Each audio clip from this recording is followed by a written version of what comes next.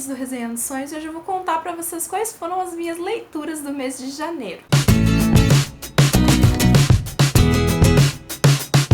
Janeiro foi um mês muito bom, eu consegui ler bastante coisa, eu andei com várias coisas que eu queria andar, eu concluí algumas coisas, eu peguei livros de continuação que fazia um tempo que eu queria continuar também, então foram leituras bem bacanas e hoje eu vou mostrar pra vocês então quais foram elas. A minha primeira finalização do ano foi Outlander Resgate ao Mar, parte 2. Eu terminei 2016 faltando 200 páginas pra terminar esse livro, o que pra mim foi um pouco frustrante, porque eu quero sempre ler um livro de Outlander por ano e faltou 200 páginas e eu acabei não conseguindo terminar. Então foi a primeira coisa que eu finalizei em 2017. Eu gosto muito de Outlander, eu sempre fico com aquela sensação de que eu não sei como que a Diana Gabaldon vai conduzir essa história por mais tantos livros. Vai sair a resenha desse livro aqui pra vocês em breve, e esse ano eu quero pegar o próximo então, que é Tambores do Outono. A minha segunda leitura de 2017 foi Os Verdadeiros Gigantes. Esse livro aqui é de um autor nacional, Charles William Kruger.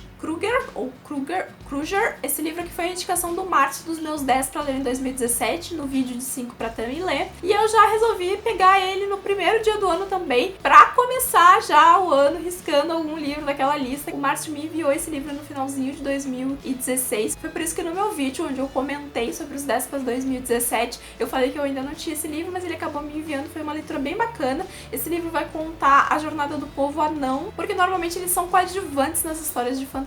Depois eu finalizei a minha primeira série de 2017, que foi a Saga dos Corvos, com O Rei Corvo, da Meg Stiefvater. Já saiu resenha desse livro aqui, já saiu 5 motivos pra você ler a Saga dos Corvos. É uma série contemporânea que eu adoro, mas eu quero ler mais coisas da Meg, quero pegar a Corrida do Escorpião, que é outro livro dela que todo mundo fala muito bem. Não tenho muita intenção de ler aquela série Calafrio, porque é sobre lobisomens, lobos e...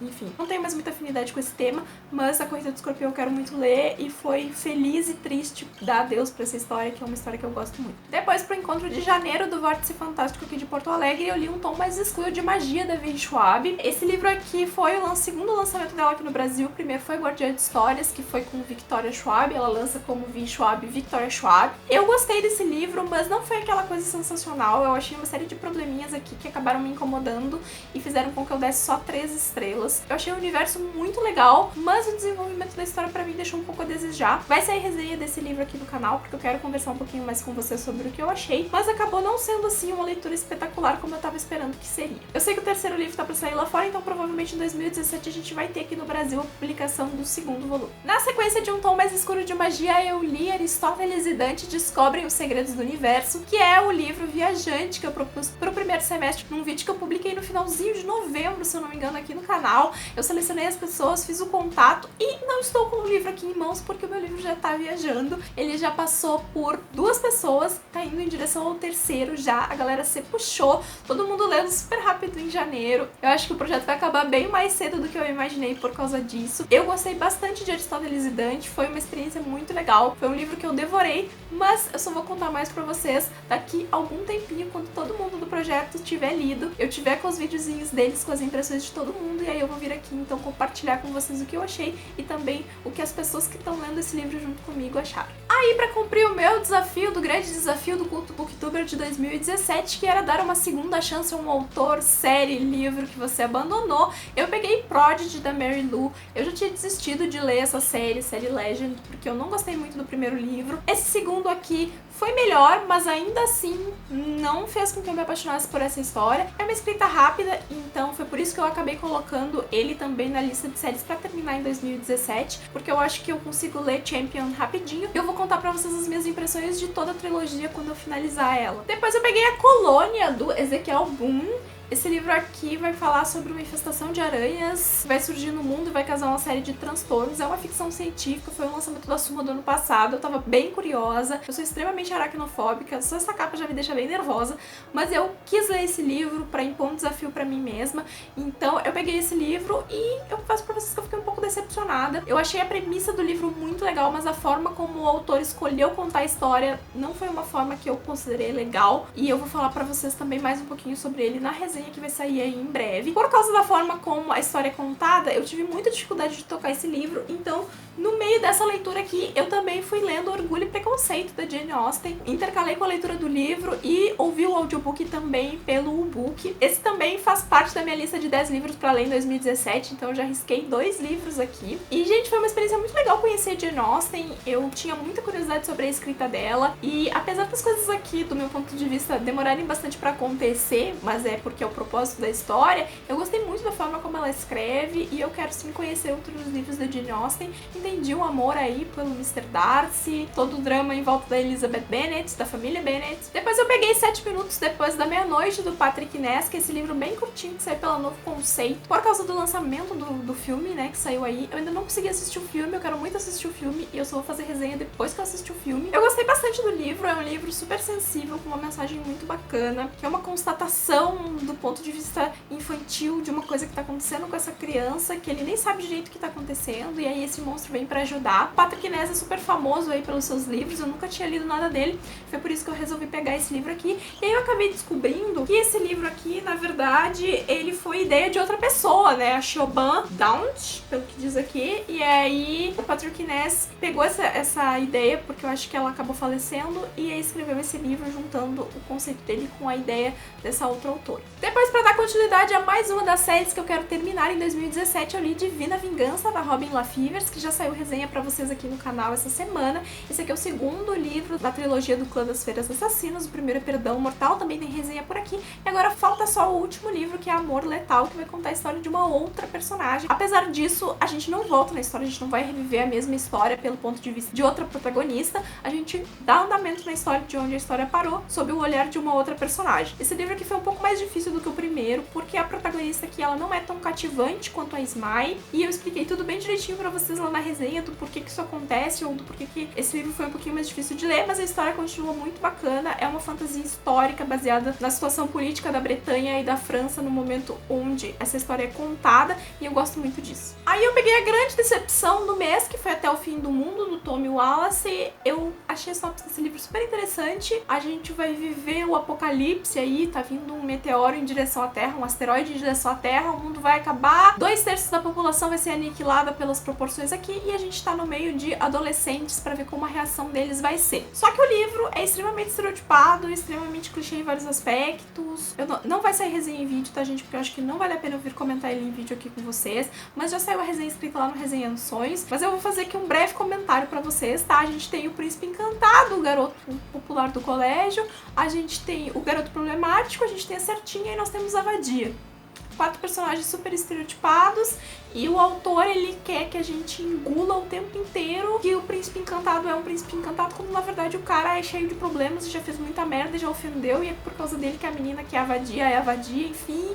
E aí mesmo assim ela é apaixonada por ele, enfim, muito drama juvenil, extremamente machista, eu achei esse livro, de querer que a gente engula esse personagem, acreditando que ele seja um príncipe encantado mesmo ele não sendo, e das personagens femininas perdoarem tudo sempre por amor. O livro passa longe de trabalhar o tema do asteroide vindo em direção à Terra, dos conflitos, enfim, do que o fim do mundo pode causar. Fica no drama juvenil, e podia ser qualquer outro norte nessa história que não um asteroide vindo na Terra, que a mesma história podia ser contada de várias formas. Depois eu peguei A Cor da Coragem, que é um livro que vai falar então sobre a Segunda Guerra Mundial. Esse aqui é o diário de um garoto de 10 anos, quando a guerra chega na Polônia. Ele é um polonês, ele é filho do vice-prefeito de Varsóvia. O pai dele acaba assumindo o poder dessa capital depois que o prefeito é deposto, né, pelos alemães. Também já saiu resenha escrita lá no blog, vou deixar o link aqui pra vocês. Esse é um relato que foi escrito não durante, né, não é um diário estilo Anne Frank, que é datado dia a dia. Ele é datado dia a dia, mas ele foi escrito depois que a guerra acabou, como uma forma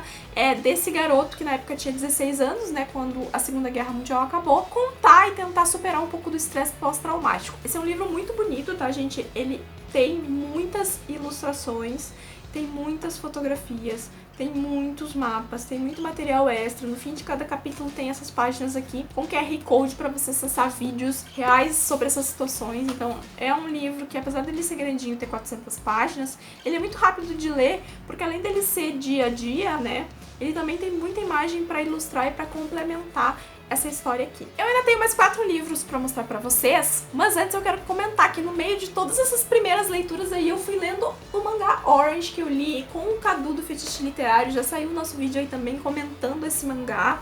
A gente fez em Buddy Read, saiu um vídeo aqui no canal, resenha aí no canal dele, saiu um vídeo comentando 5 motivos pra ler. Foi muito legal porque às vezes quando eu terminava um livro que tava mais pesado, eu pegava Orange pra ler e acabava aliviando bastante. Esse é um mangá assim que você senta ali 30 minutos minutos, 40 minutos se você lê um volume, então é super fácil de ler. E aí acabou que a gente leu os 5 volumes esse mês. Entre esses livros também eu fui ouvindo o audiobook de Desventuras em Série, que tá aqui no cantinho. Também já saiu pra vocês o update desse mês das minhas leituras. Eu li 5 livros, então ouvi esses 5 livros enquanto fazia outras atividades. A série certamente cresceu muito, deixou de ser aquela repetição que tinha, e os últimos livros são bem diferentes, são bem mais legais porque tem muito mais descobertas, e eu contei pra vocês o que eu achei também sobre o seriado do Netflix naquele vídeo que eu vou deixar linkado aqui em cima. E as minhas últimas 4 leituras do mês foi a minha maratona Young Adult. Eu liberei um vídeo aqui no canal falando sobre 6 Young Adults que eu queria ler em 2017. Quando eu gravei aquele vídeo, eu não tinha intenção que aquilo se tornasse uma maratona, tá, gente?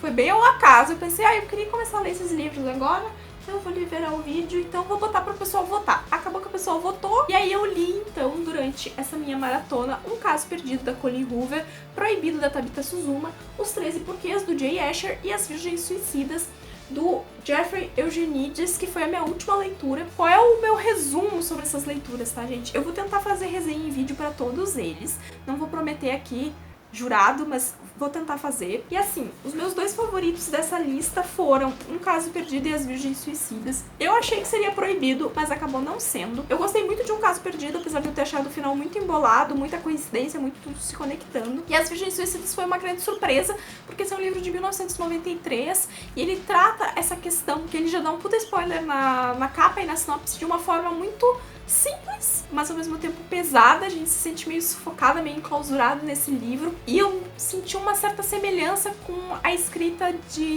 o tipo de história de A Vida do Livreiro A.J. Fikry, que é uma história simples, é uma história sem muitos altos e baixos, mas que você fica preso ali querendo descobrir o que vai acontecer, mesmo que você já saiba o que vai acontecer, que é, né, saber que essas virgens aí vão se suicidar.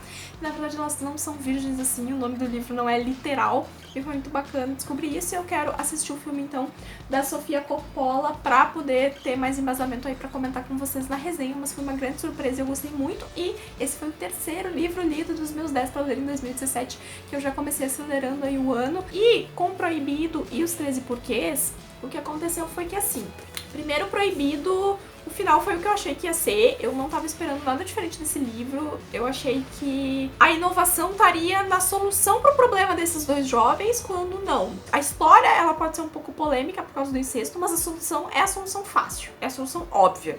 E aí eu fiquei um pouco decepcionada por causa disso. E com Os 13 Porquês, eu acabei não conseguindo me conectar muito com o Clay. Eu não acreditei muito nas reações que ele tava tendo enquanto ele tava ouvindo as fitas, né? Porque, enfim, a gente já sabe que ela se matou, e aí ele fica, não faz isso, por favor, não sei o quê. E eu não consegui me conectar muito com isso. Então, não foi uma leitura, assim, espetacular. Eu gostei do livro, mas não foi aquela coisa, meu Deus do céu, que sensacional, como é pra muita gente esse livro aqui. E aí, essas foram todas as minhas muitas leituras de janeiro.